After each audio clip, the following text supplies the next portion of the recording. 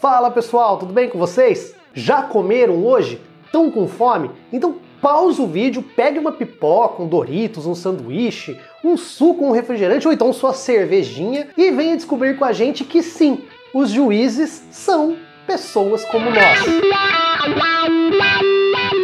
Parece exagero, mas quando falamos que uma simples refeição pode mudar o destino de uma pessoa, isso não é brincadeira ou exagero. Eu vou trazer para vocês aqui um estudo feito lá em Israel que mostra que a alimentação ela influencia o humor dos magistrados na aplicação da pena. E mais, vamos falar aqui também de uma experiência que foi feita no Brasil por uma juíza lá de Anápolis, no estado de Goiás, que reforça que a alimentação é um fator fundamental para a tomada de decisões. Mas antes, aqueles recadinhos básicos de sempre. Eu me chamo Tássio, eu sou servidor público, falo de política, de direito e de outros temas aqui no YouTube, mas sempre em tom de divulgação científica. E o que é isso?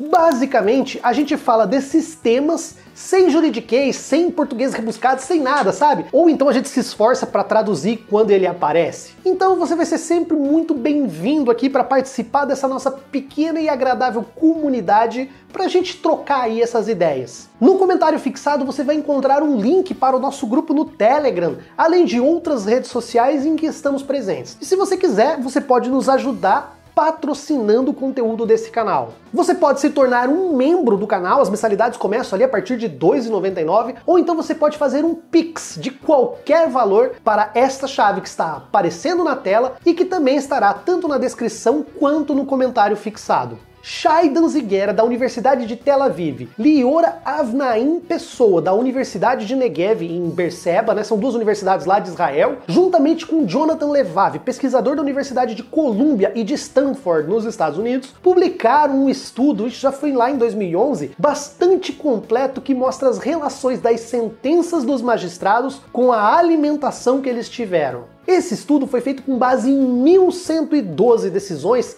em audiências criminais de 8 juízes em Israel e ela mostrou um padrão bastante interessante. Esses julgamentos começavam normalmente um pouco antes das 9, com um intervalo de 1 hora para o almoço e depois lá no meio da tarde mais uma parada de 40 minutos para um lanche da tarde. Os pesquisadores acompanharam essa rotina durante 50 dias, registrando as sentenças antes e depois de cada juiz comer. E olha só, quando eles estavam alimentados no começo de cada sessão, os magistrados foram mais benevolentes, decidindo 65% das vezes a favor dos réus. Mas conforme o tempo passava, com a fome e com o cansaço, as sentenças negativas começaram a dominar. Perto da hora do almoço e também no final do dia, a chance de você ter um resultado favorável em um julgamento era praticamente nula. Esse gráfico que está aí na tela agora foi feito durante o estudo. Esses círculos que vocês estão vendo mostram o momento em que os juízes se alimentam. A linha horizontal é a linha do tempo e a linha vertical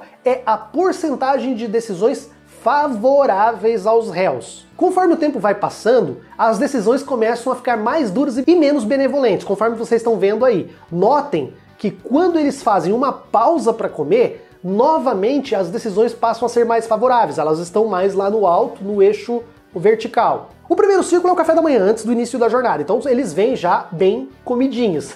E depois tem o círculo que marca o almoço e depois o lanche da tarde. Como vocês podem perceber, conforme o tempo vai passando e a fome vai aumentando, o rigor vai aumentando também e as decisões favoráveis começam a despencar no gráfico, o que muda drasticamente logo após cada refeição. O trabalho especula que essa mudança se deve ao consumo de glicose ou carboidrato, que fornece uma grande quantidade de energia e estaria ligado à melhora do humor. E aí quem pode explicar isso melhor não sou eu, são os canais que fazem divulgação científica que abordam mais esse aspecto talvez biológico, de nutrição ou até mesmo de medicina. Então procurem os nossos amigos da divulgação científica dessas áreas. Voltando ao estudo, ele sugere que, saciados, os juízes ficam mais dispostos aos argumentos e às informações da defesa dos presos. Por outro lado, quando estão famintos, eles tornam-se mais irritados e aplicam punições mais pesadas. Segundo esse estudo, as decisões muitas vezes eram diferentes para o mesmo crime ou para dois criminosos com o mesmo histórico e nas mesmas circunstâncias. E aqui no Brasil uma experiência bastante interessante também foi feita lá em Goiás. A juíza Aline Vieira Tomás Protásio, da 2ª Vara de Família de Anápolis, decidiu fazer um estudo semelhante,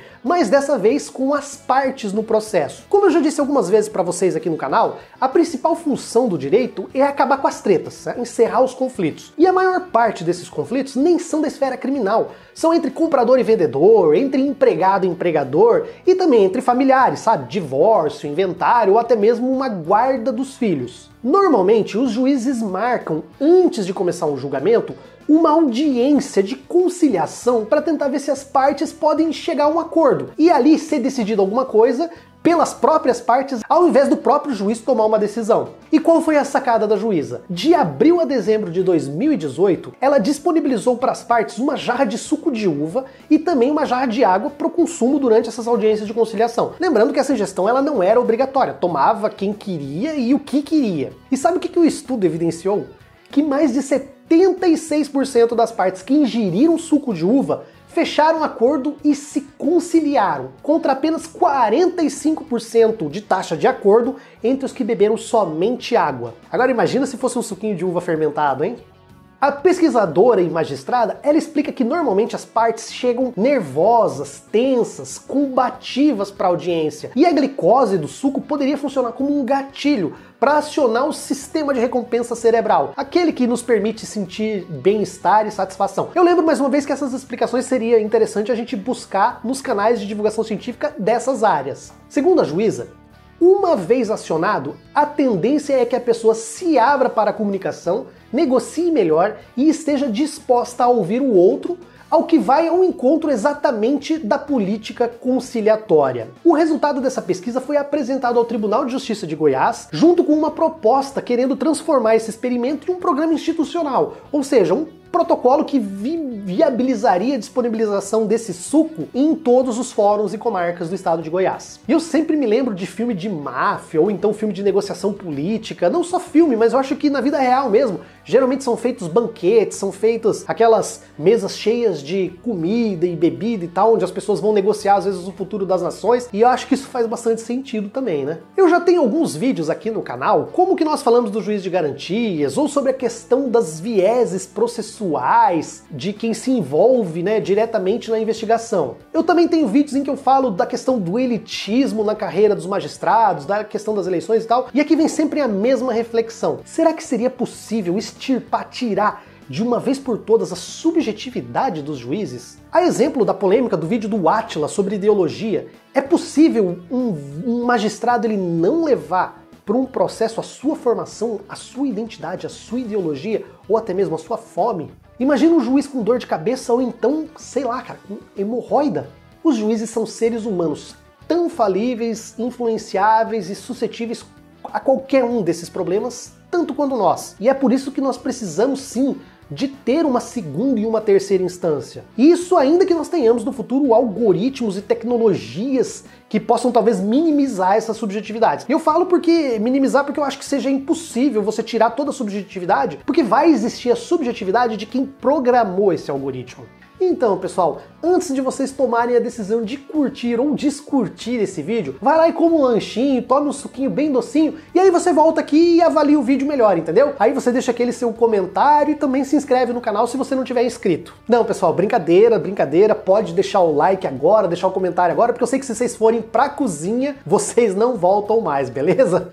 É isso aí, valeu, tô indo nessa.